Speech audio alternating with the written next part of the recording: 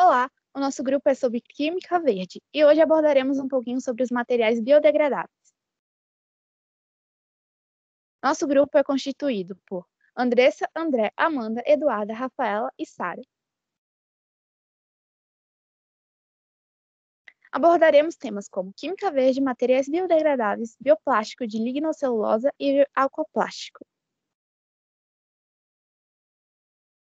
O que é química verde? A química verde é basicamente a ciência que almeja o desenvolvimento sustentável. Ela é considerada um campo emergente que tem como objetivo final o desenvolvimento das ações científicas e ou processos industriais que sejam ecologicamente sustentáveis, ou seja, a realização de processos químicos que não degradem a natureza.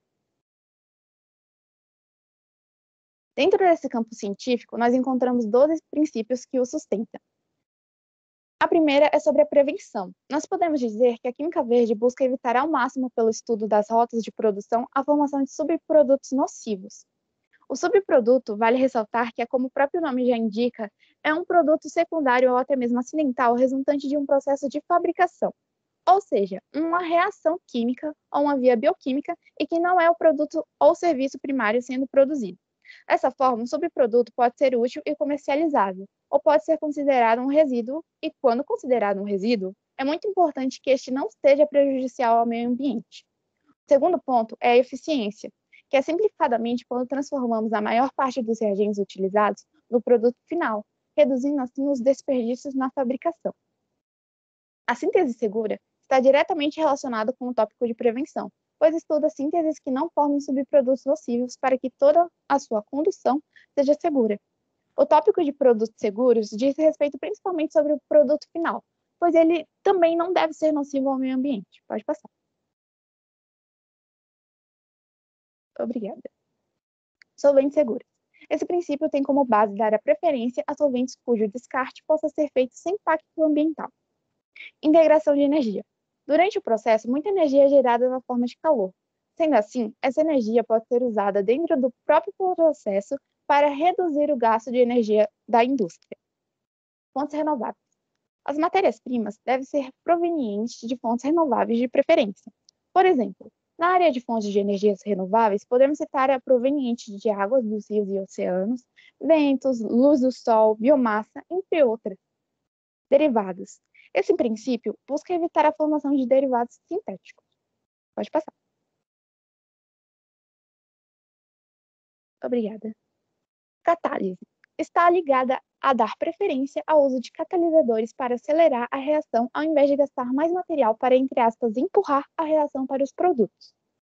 Biodegradável ou biodegradação.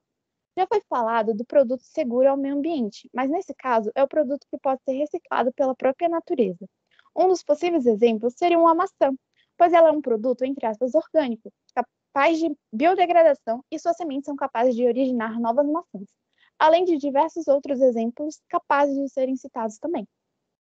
A análise de poluição. É quando os efluentes, ou seja, os resíduos produzidos saídos da indústria, bem como o material que circula dentro da indústria, devem ser continuamente analisados para detectar qualquer tipo de contaminação e, caso haja, serem devidamente solucionados. O último princípio é sobre a química segura contra acidentes. Todos os passos de implementação da indústria devem ser tomados a fim de evitar acidentes de grandes proporções que provocarão contaminação e, dependendo da magnitude, até mesmo perdas humanas. Alguns exemplos são a utilização de pesticidas na agricultura, que podem gerar a contaminação de áreas, e um outro exemplo muito famoso em relação a isso foi o trágico acidente de Chernobyl.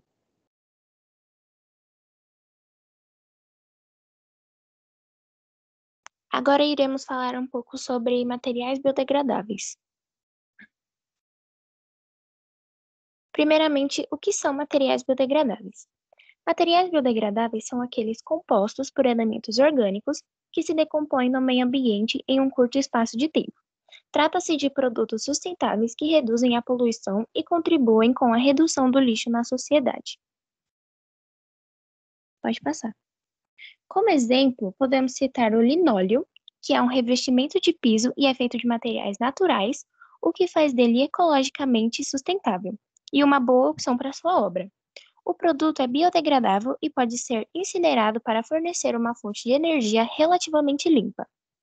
Também podemos falar do bambu, que é um componente arquitetônico que vem ganhando destaque nos últimos anos, não apenas por sua estética, mas também por conta de suas credenciais sustentáveis. O bambu, os bambus podem crescer até 1 metro por dia, o que faz com que sua produção e utilização seja incrivelmente sustentável. Também podemos falar do amido de batata, que é usado para substituir a ligação do MDF. A resina de amido de batata é ecologicamente sustentável e vem sendo estudada para ganhar novas funções em construções civis, dessa forma, preservando o meio ambiente. E o último que temos como exemplo é a areia do deserto, que eu acho que muitas pessoas não sabiam. Quem diria que um material tão simples poderia ter tantas funções na construção de uma obra civil?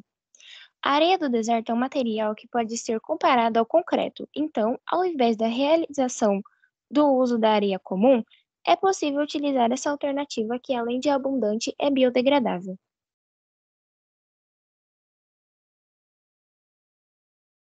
A importância dos materiais biodegradáveis. De uma maneira geral, com o uso desses materiais, os riscos seriam minimizados. E uma vez que eles fossem implementados, os gastos com tratamentos de resíduos seriam menores. O principal ponto a ser observado, sem dúvida, deve ser o ganho na natureza e na saúde. Afinal, além de serem praticamente inofensivos ao ambiente, o ser humano é recompensado com a melhor qualidade de vida. Pode passar. Uma pergunta que muita gente se faz é sobre o que aconteceria se continuássemos usando os materiais tradicionais. Infelizmente, a resposta para essa pergunta não é nada boa, pois os problemas ambientais nem sempre são causados pelos materiais e seus compostos em si, mas isso também possui grande influência. Portanto, a seguir mostraremos algumas consequências geradas pelo uso desses materiais não biodegradáveis e o seu descarte incorreto. Liberação de gases de efeito estufa. A primeira imagem aponta a liberação de gases de efeito estufa pelas fábricas, e a segunda imagem mostra como acontece esse processo. Entupimento de valas e bueiros. Enchentes. Destruição do habitat natural de animais marinhos e terrestres. No caso, essas figuras apontam o ambiente terrestre. Destruição dos ambientes marinhos, que no caso é essas imagens. Facilitador de extinção de muitas espécies. Intoxicação de áreas. A primeira mostra a intoxicação de áreas por meio dos pesticidas e a segunda do acidente de Chernobyl. Poluição visual. Impacto nas mudanças climáticas, / contribuição para o aquecimento global.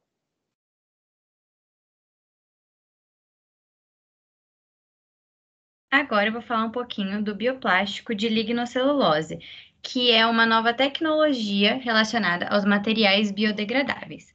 Primeira coisa, o que é esse bioplástico de lignocelulose? Ele é um plástico derivado da biomassa que pode reduzir a dependência de combustíveis fósseis para produzir plásticos. Ele também diminui a emissão de gases de efeito estufa. Esse bioplástico utiliza a lignina. Mas o que é a lignina? É um dos principais constituintes da madeira, que tem a função de proteger o tecido vegetal contra a oxidação e a ação de micro-organismos. A lignina é uma macromolécula associada à celulose na parede celular. E essa é uma imagem da lignina. O processo de obtenção do bioplástico de lignocelulose passa por algumas etapas. A primeira dela é a deslignificação, que é quando há remoção do polímero de lignina estrutural a partir do tecido da planta, e essa lignina retirada ela vai poder ser usada para outras aplicações. Porém, no caso desse experimento que a gente fez nesse processo de obtenção, a gente não vai mais precisar da deslignificação, o que vai diminuir o custo do processo, que é uma etapa a menos. Mas a gente vai precisar da reticulação, que são ligações covalentes entre as moléculas lineares, que vai produzir polímeros tridimensionais com alta massa molar. Depois disso, a gente vai ter a regeneração, que é a restituição dos componentes teciduais idênticos àqueles removidos. E na regeneração, a formação de uma pasta de celulose lignina, altamente viscosa e densa. E quando a gente pega essa pasta e funde, a gente vai conseguir formar o bioplástico de lignocelulose. Alguns pontos negativos desses materiais derivados da biomassa é, por exemplo, a performance mecânica e a estabilidade com a água, que geralmente são insuficientes. Por isso que a gente precisa desenvolver um material biodegradável ao mesmo tempo que é mecanicamente forte e robusto durante o serviço. Além disso, também há o uso de produtos tóxicos nos processos e etapas de processamento complexas com altos custos de fabricação associados. Por isso que a deslignificação, que não vai ser mais necessária, vai ajudar a diminuir esse custo. Nos benefícios, a gente tem que o bioplástico ele pode ser facilmente obtido fundindo a pasta de celulose lignina formada na regeneração. Ele também pode ser biodegradado por micro-organismos no solo, demonstrando um atrativo recurso de ciclo fechado. O bioplástico de lignocelulose também apresenta uma estrutura homogênea e densa, com uma superfície relativamente plana, e o material é robusto, forte e demonstra um equilíbrio entre degradabilidade e durabilidade, que eu vou mostrar isso nessa imagem. Esse é o bioplástico de lignocelulose e esse é ele suportando uma massa de 200 gramas. Isso mostra o equilíbrio que ele tem entre degradabilidade e robustez. Bom, agora eu vou falar sobre a decomposição desse material, desse bioplástico. Como a Rafa disse anteriormente, o bioplástico de lignocelulose ele pode ser facilmente biodegradado por micro-organismos do solo. Mas, além disso, o que impressiona é o tempo de decomposição desse material, que pode variar mais ou menos entre uns 3 meses, mais ou menos. Nessa imagem que vocês estão vendo, o bioplástico ele está sendo comparado com o PVC, que é o poliestireno, que possui um tempo de decomposição que pode passar de 150 anos. Pode passar o slide.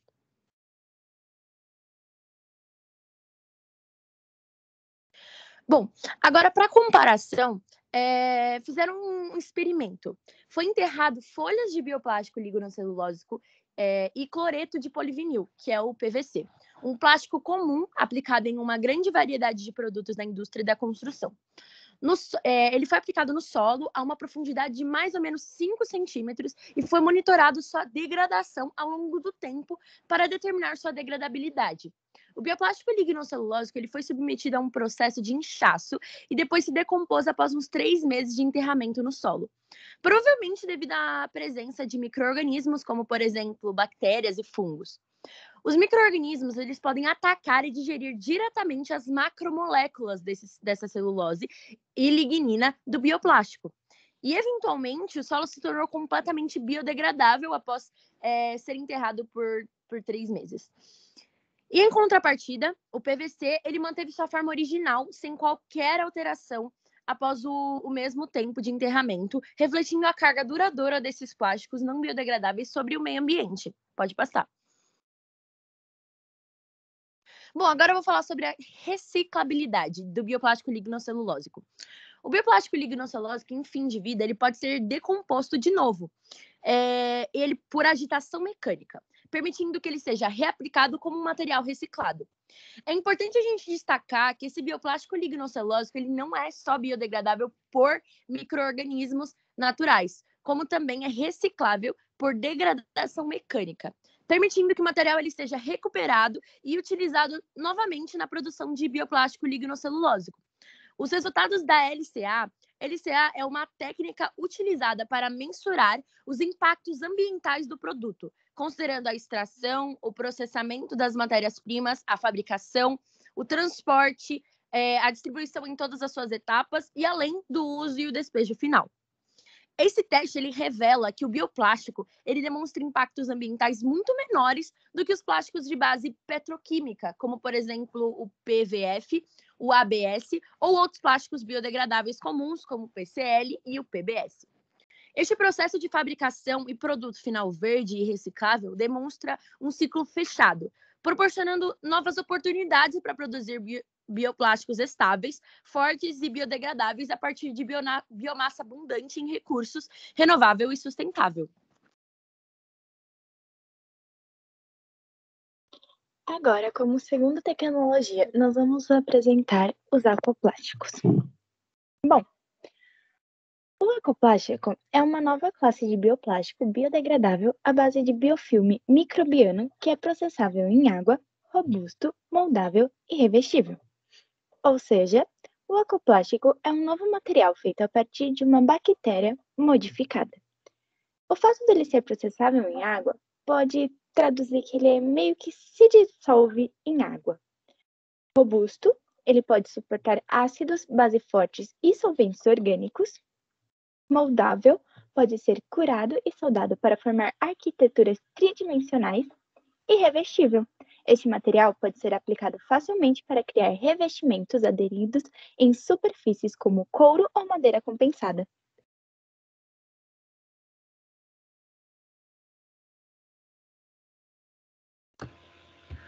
Bem, agora nós iremos falar um pouco sobre o processo de obtenção do aquaplástico, que, como foi dito anteriormente, é um material biodegradável e, portanto, é feito de substâncias e micro-organismos que não agridem, vamos colocar assim, o meio ambiente.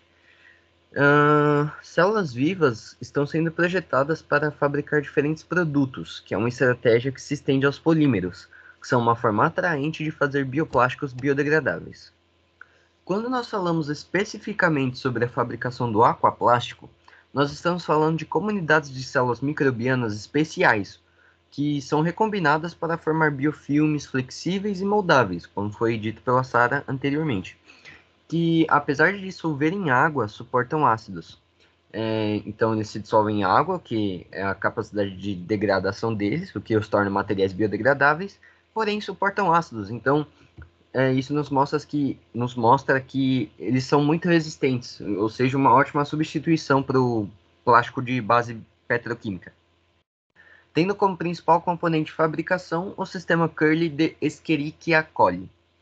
Este sistema de fabricação possui algumas vantagens que estão majoritariamente ligadas à efetividade e simplicidade, entre aspas. As comunidades microbianas, citadas anteriormente dão origem a dois tipos de hidrogéis, que neste processo de produção são denominados aquagéis de biofilme e aquagéis Curly, por conta do sistema de Curly de fabricação, que são géis inertes a partir dos quais as células foram removidas. Nos foi mostrado que ambos os tipos de gel podem ser fundidos em superfícies ou moldes para criar filmes plásticos, que são chamados de biofilme aquaplástico e Curly aquaplástico. Então nós temos aqui essa imagem para poder tornar isso algo mais visual para vocês, para ficar mais didático, vamos colocar assim. Então, primeiro, no canto superior esquerdo da imagem, nós temos um tubo de ensaio com essas bactérias vermelhas. Essas são as comunidades de células microbianas, que é a Escherichia coli. Escherichia coli é um tipo de bactéria. Então, essas bactérias passam por um processo de biofabricação. Nesse processo de biofabricação, elas viram aquagéis. Então, como eu disse, tem dois tipos de aquagéis formados por elas, que são o aquagel de biofilme e o aquagel Curly, que é o de baixo. Esses aquagéis servem para fazer diferentes tipos de moldes.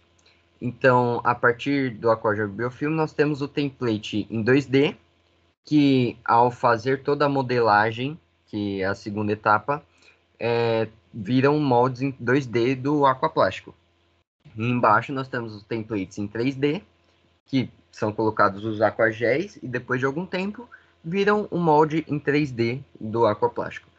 Então eles são bem resistentes, bem úteis. Ali embaixo, na figura D e figura E, na D nós podemos ver um exemplo na vida real do template em 2D, então o aquaplástico em 2D. E na figura E nós podemos ver este template em ação em 3D. Então é algo muito funcional. E bem, agora nós vamos falar sobre o processo de decomposição. Falamos sobre o de obtenção, agora sobre decomposição do aquaplástico. A poluição do plástico é um agravante problema ambiental que decorre da não degradabilidade inerente da maioria dos plásticos convencionais, levando ao seu acúmulo em aterros, oceanos e cursos de água, como já foi citado anteriormente, certo? Várias abordagens foram propostas para enfrentar este desafio global, incluindo o desenvolvimento de tecnologias de reciclagem de próxima geração e bioplásticos biodegradáveis. Comparado com os materiais a granel compostos de PVA que podem se dissolver em água, os bioplásticos biodegradáveis derivados de micróbios, são alternativas atrativas aos plásticos convencionais, pois oferecem um ciclo de vida mais holisticamente sustentável. Foi realizado em teste com a presença de oxigênio. Nele, a biodegradabilidade do aquaplástico foi estudada por 45 dias, em uma cultura mista de micro-organismos. O aquaplástico foi comparado com a nanocelulose, que é um inovador material extraído de plantas. Ela é conhecida por sofrer rápida e completa biodegradação. E os resultados estão aí na tela, nos slides.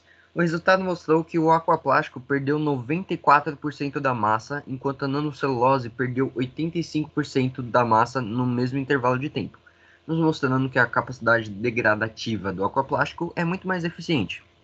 Isso demonstra os benefícios do aquaplásticos, superando até mesmo a nanocelulose. Foram alguns benefícios em relação ao meio ambiente. Atualmente, o ser humano utiliza o plástico de maneira exagerada e o descarta a uma velocidade em que a natureza não consegue absorver, pois além de indústrias e governos não oferecerem a atenção necessária para com o uso do plástico, a sociedade converteu em uma conveniência descartável, muitas vezes de uso único. Por ano, só no Brasil, gera-se em média 11 milhões de toneladas de lixo plástico, o que o torna o quarto maior produtor deste lixo no mundo, antecedendo apenas os Estados Unidos, a China e a Índia. O país também é um dos que menos recicla este material, apenas 1,2% é reciclado. Portanto, eu lhes pergunto, e para onde vai todo esse plástico? Bom, infelizmente, muitos desses materiais descartados, aproximadamente 8 milhões de toneladas, acabam em rios e mares, onde além de formarem uma camada de lixos em suspensão, criam uma sopa tóxica, logo abaixo da superfície das águas, o que provoca prejuízos à vida marinha, à pesca, ao turismo, ao mundo como um todo. Portanto, a gente pode afirmar que há uma evidente necessidade da intervenção do homem sobre si mesmo, para garantir, por meio de métodos ou novas tecnologias, como os aquaplásticos, que são solúveis em águas e biodegradáveis, um futuro sustentável.